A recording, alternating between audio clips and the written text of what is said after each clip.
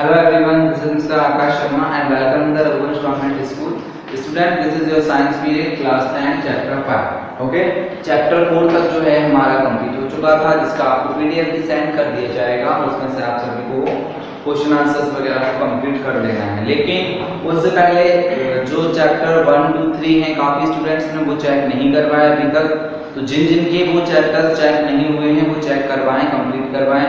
अगर आपके पास में पीडीएफ नहीं है तो आप पीडीएफ की डिमांड कर सकते हैं। वैसे पीडीएफ सेंड कर दिए गए थे, लेकिन ना बाय चांस आप लोग उस टाइम पे नहीं ले पाए या फिर लेने के बावजूद भी मक्कारी मार गए, नहीं नोट किया, तो मैं लास्ट टाइम आपको एक बार से और नोट करवा दूंगा, आपको दोबारा से पीडीएफ सेंड कर दूंगा, जिससे कि आप उसको कंप्लीट कर लेंगे। लेकिन उसको कंप्लीट जरूर करना है बेटा, सभी लोगों को कंप्लीट करना है। ऐसा नहीं चलेगा कि हम होमवर्क कंप्लीट ना करें। ओके, तो जब तक चैप्टर 3 तक सभी की कॉपियां चेक हो जाती हैं, जैसे ही चैप्टर 4 का आपको पीडीएफ सेंड कर दिया जाएगा। अभी हम चैप्टर 5 की तरफ बढ़ते हैं।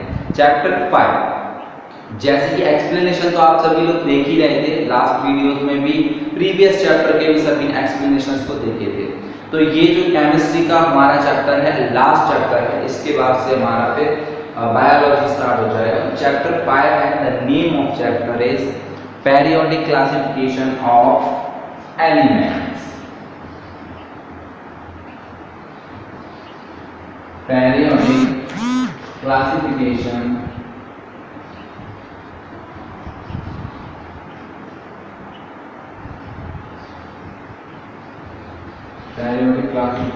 of element।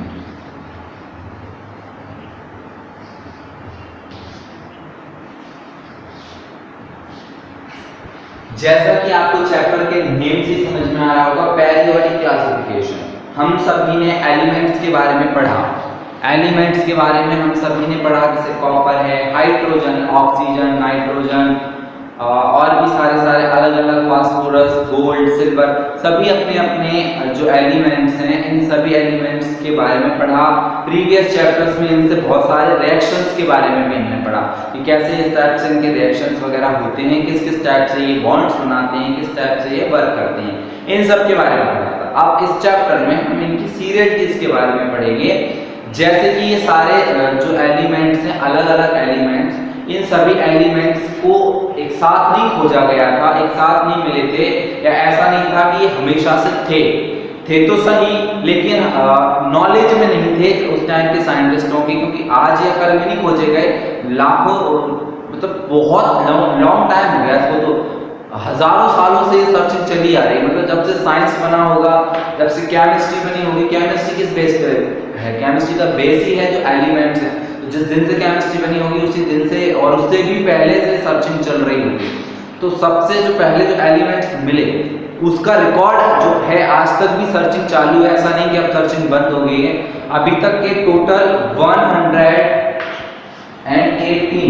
यानी कि 118 जो एलिमेंट्स हैं वो ढूंढे जा चुके हैं। यानी अभी तक के पीरियोडिक टेबल में 118 जो हैं हमारे पास में एलिमेंट्स हैं, लेकिन इसमें से जो 94 एलिमेंट्स हैं वही जो हैं नेचुरल एलिमेंट्स कहलाएंगे। उसके अलावा जो है वो अननेचुरल टाइप से हैं, मतलब कि उनका अभी प्रॉपरली मिल पाना, उनके जो प्रॉपर गुण होते हैं वो अभी ठीक से चल रही है सर्चिंग। जिस दिन वो मिलते जाएंगे तो पीरियोडिक टेबल में मिलते जाएंगे। लेकिन पीरियोडिक टेबल जो आज हमारे पास में है ये ऐसी ही नहीं थी। इसको बनाने में कितनी मेहनत लगी थी उस टाइम पे, उस सब के बारे में इस चैप्टर में हमको पढ़ना है। इस चैप्टर में पूरा नॉलेज हमको मिलेगा पीरियोडिक टेबल से रिलेटेड, पीरियोडिक टेबल के पहले की कहानी कि किस किस टाइप से एफर्ट लगाए गए, कितने उस टाइम पे कोशिशें की गई, प्रयास किए गए, तब जाकर के पीरियोडिक टेबल एक बार में नहीं बनी थी। काफी साइंटिस्टों ने उसमें बहुत सारे करेक्शंस किए, करते गए और तब जाके वो करेक्ट होते आज जो हमको पीरियोडिक टेबल मिली है वो है। अब नेक्स्ट इसमें अभी भी क्या है कि अभी भी कंफर्म नहीं है, मतलब कि पीरियोडिक टेबल तो है, सही है, लेकिन कंफर्म नहीं है। क्यों नहीं है कंफर्म? भाई कंफर्म इसलिए नहीं है क्योंकि अभी भी सर्चिंग चली रही है, कंटिन्यू सर्चिंग चली रही है। एलिमेंट्स मिलते जाएंगे, अगर कोई नया एलिमेंट मिल जाता है तो फिर उसको पीरियोडिक टेबल में चेंजेस करने पड़ सकते हैं।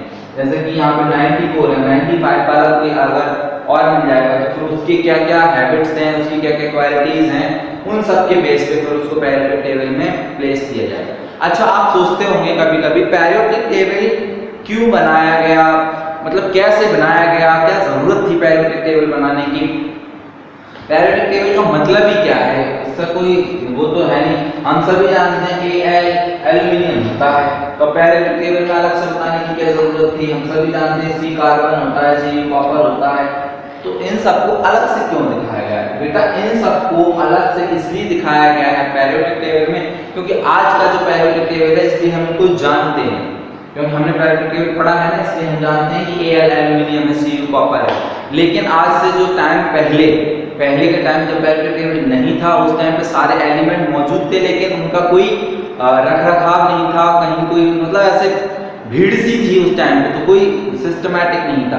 आपने देखा कि वो इसमें एग्जांपल्स भी दिए हैं आपके चैप्टर्स में कि जो दुकान होती है, शॉप होती है, वहां पे भी सारी चीजें अगर मिक्सअप रखी रहे तो बहुत ज़्यादा कंफ्यूजन क्रिएट हो जाता है। कुछ भी रिएक्शन करवाना, कुछ भी उसके बारे में डिस्क्राइब करना बहुत ज़्यादा डिफिकल्ट। सपोज दैट एक दुकान है, एक शॉप है, सारी चीज़ें रखी हुई हैं लेकिन इधर उधर है, कोई भी चीज़ का आता पता नहीं है, तो ढूंढ पाना उसमें बहुत मुश्किल है। इसी टाइप से दुकानों में देखा आपने, हर एक चीज़ का पोर्शन बनाया जाता है। जैसे कि सोप है तो सोप का अलग पोर्शन है, पूरे एक पोर्शन में सोप रहती है, वहीं बिस्किट है तो उसका दूसरे बिस्किट्स का एक अलग पोर्शन रहता है, इसमें अलग अलग टाइप के बिस्किट्स रहते हैं, अलग अलग टाइप। सोप में भी फिर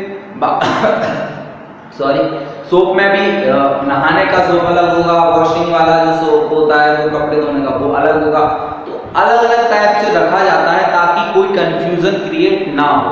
लेकिन एलिमेंट्स ऐसे नहीं थे, एलिमेंट सारे एक साथ थे और उनका कुछ भी अता पता नहीं चल पा रहा था कि किसका क्या मॉलिक्यूलर मास है, किसका एटॉमिक मास कितना है, क्या है, किसकी क्या क्वालिटीज हैं, कौन किसके साथ में रिएक्शन करता है, कौन मेटल है, कौन नॉन मेटल है, कुछ भी एकदम से डिस्क्राइब नहीं हो पा रहा था।